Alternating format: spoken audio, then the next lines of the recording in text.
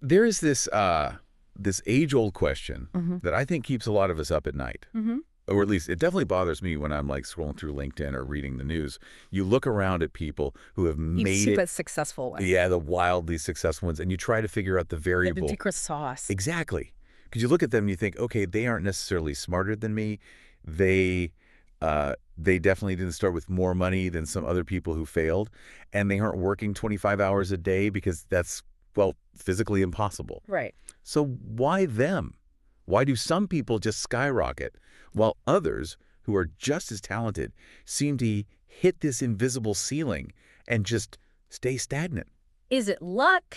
Is it connections? Yeah. It's the fundamental question. And usually when we can't explain it, we just default to those external things. We say, oh, they got a lucky break, or they knew the right guy. And while luck and, timing certainly play a role in life, relying on them is not a strategy. You can't plan a career on winning the lottery. Hope is not a strategy. I've heard that one before. Precisely. And so today, we are looking at a source that argues the difference usually comes down to something much closer to home. It's not about the world around you, it's about your internal operating system. Okay.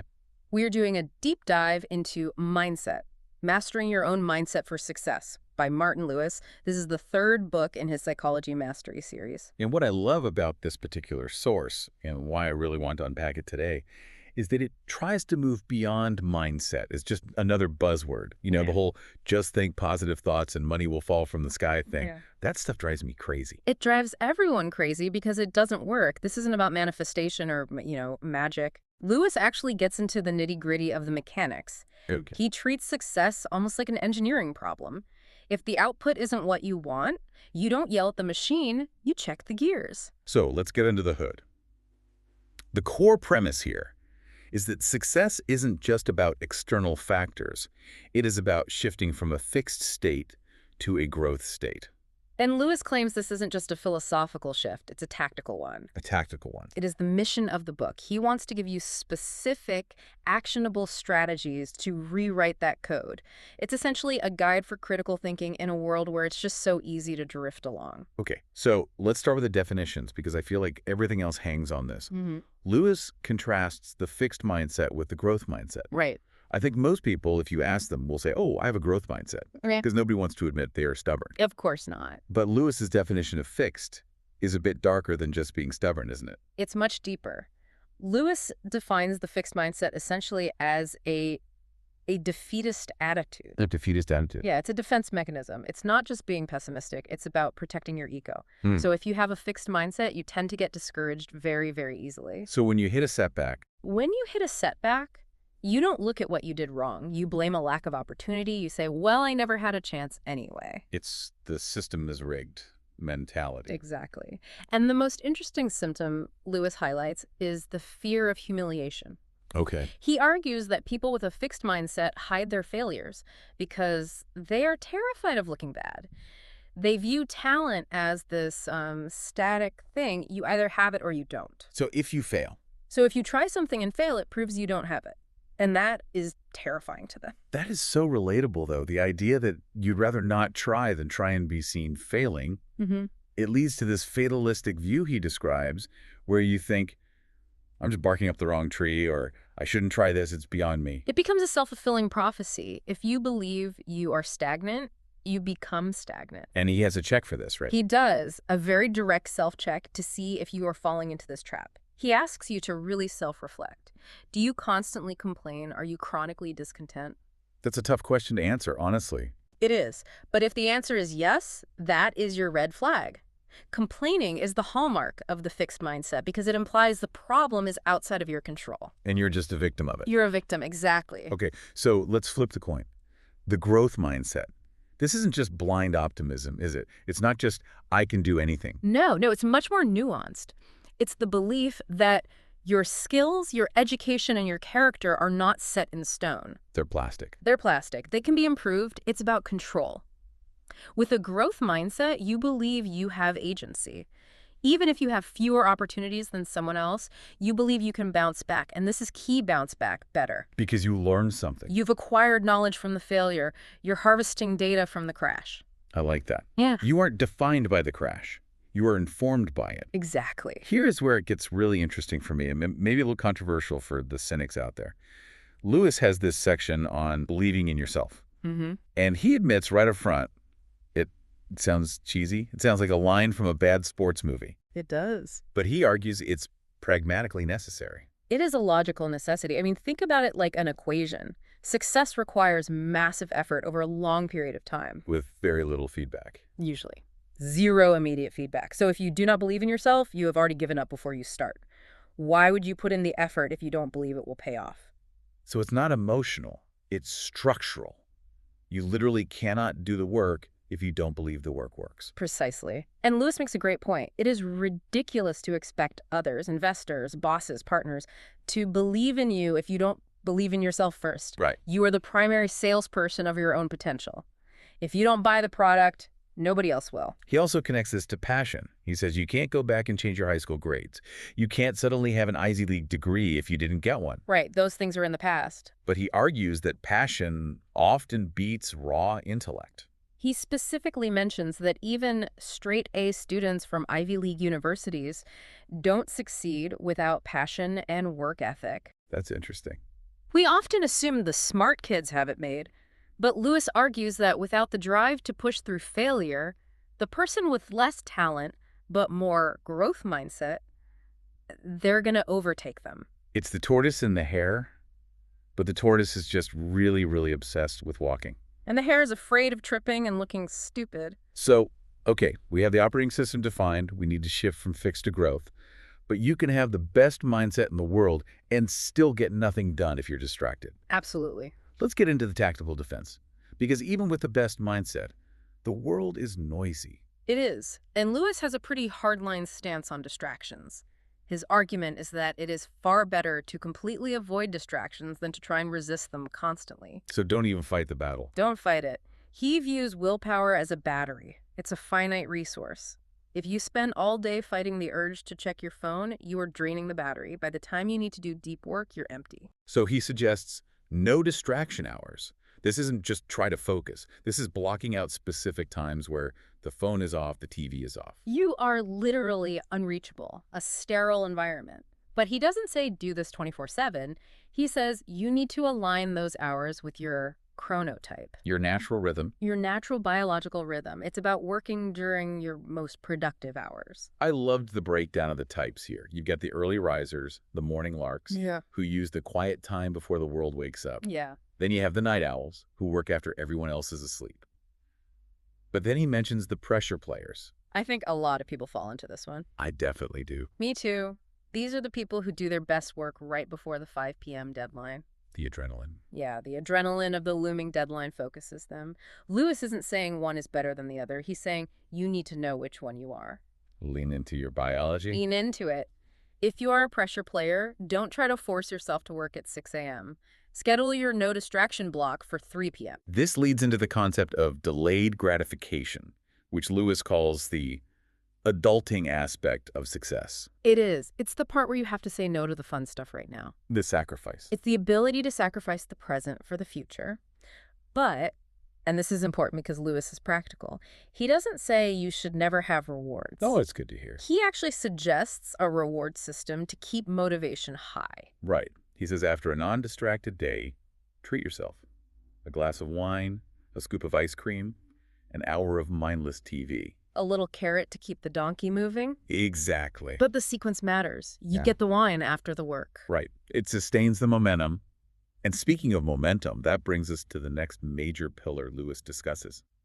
Focus and physiology. He talks about the novelty spike. We've all felt this, the honeymoon phase of a new goal. You start a project, you're excited, you buy the new notebook, you tell all your friends. That energy is free fuel, Lewis says. Use that. Make the most of the novelty. Speed through the work while it's fresh and exciting. But the real challenge, and this is where most people fail, is what to do when that novelty wears off. Because it always wears off. Always.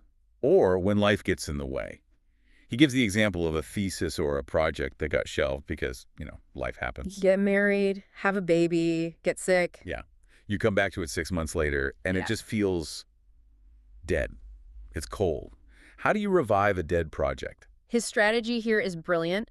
He calls it fresh perspectives. Okay. You have to treat yourself like a detective or an archaeologist. Don't just pick up where you left off. That's boring. Right. Go dig for new research, look for updates in the field since you last looked, inject new ideas into the old framework. So you're not just finishing old work, you are discovering new things about an old topic. Right. You re-trigger the novelty spike. You trick your brain into being excited again. That's a great mental hack. Now, another massive factor in sustaining momentum is the company you keep. This connects right back to the fixed versus growth mindset.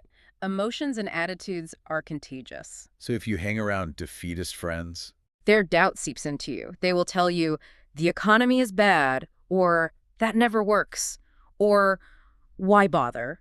Lewis advises surrounding yourself with positive people. entrepreneurs, driven individuals, People who provide energy rather than draining it. It's like osmosis. You absorb the traits of the people you sit next to. and then there's the physical machine itself, your body.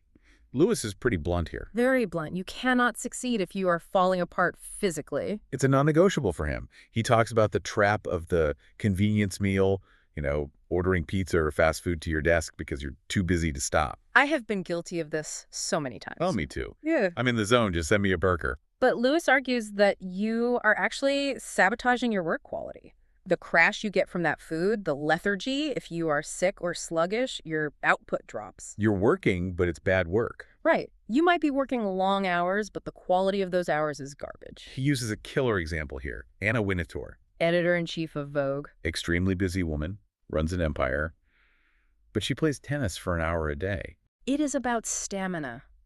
Success is a marathon, not a sprint.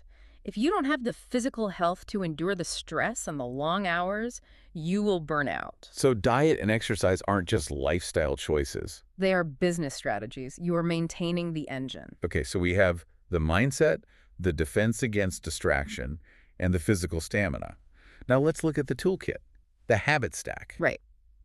Lewis lists a few practical tools, starting with journaling. But again, he differentiates this. This isn't Dear Diary. No, this isn't about venting emotions, though that has its place. This is an analytical tool. You use it to spot patterns. He mentions Leonardo da Vinci's manuscripts. As a historical example, and Da Vinci's notes were wild. A mix of anatomy sketches, art concepts, and then A list of people who owed him money. Exactly. It shows the chaotic nature of a brilliant mind, but the act of writing it down brings order. Lewis suggests using journaling to analyze your mindset dips. So when did you feel defeatist today? Why? Was it because you were tired? Was it because of a specific person? It creates self-awareness. Then there's planning.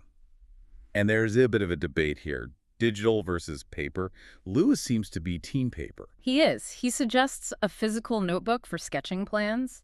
There is something about that tactile connection hand to paper that helps thinking. It slows you down. In a good way.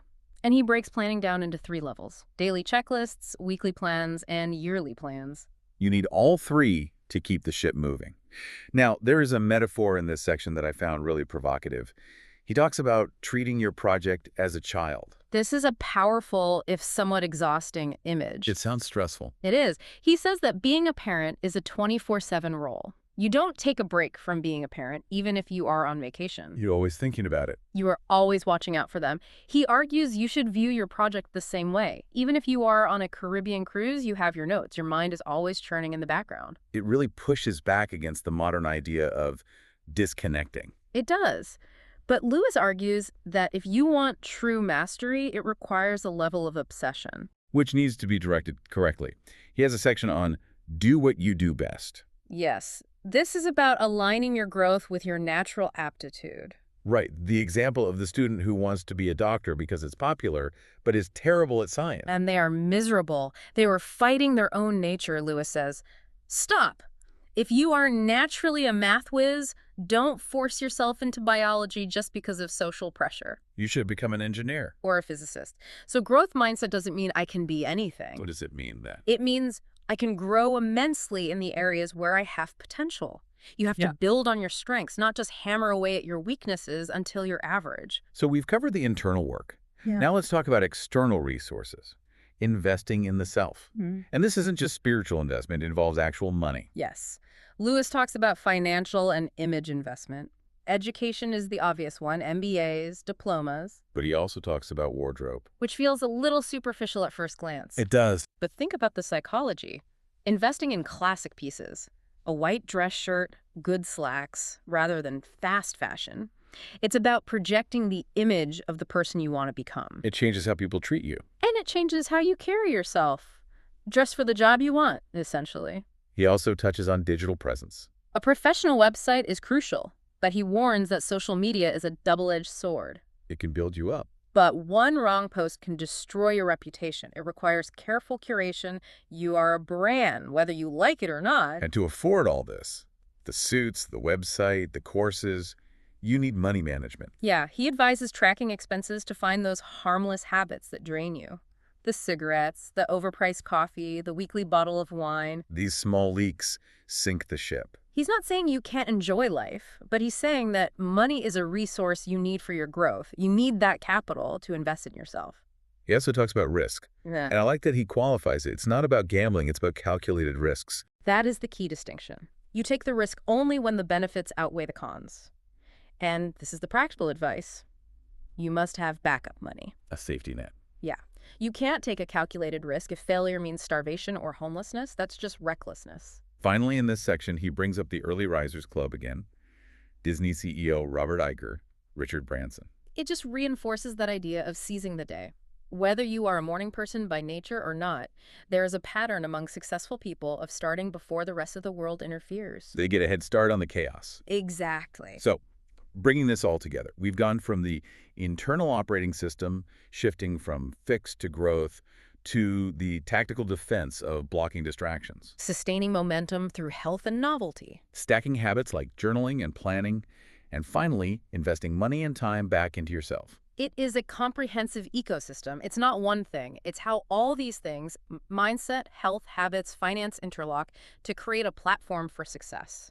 If one leg of the table is broken, the whole thing falls over. Precise. And there is a moral component Lewis touches on briefly at the end, which I thought was a nice grounding element.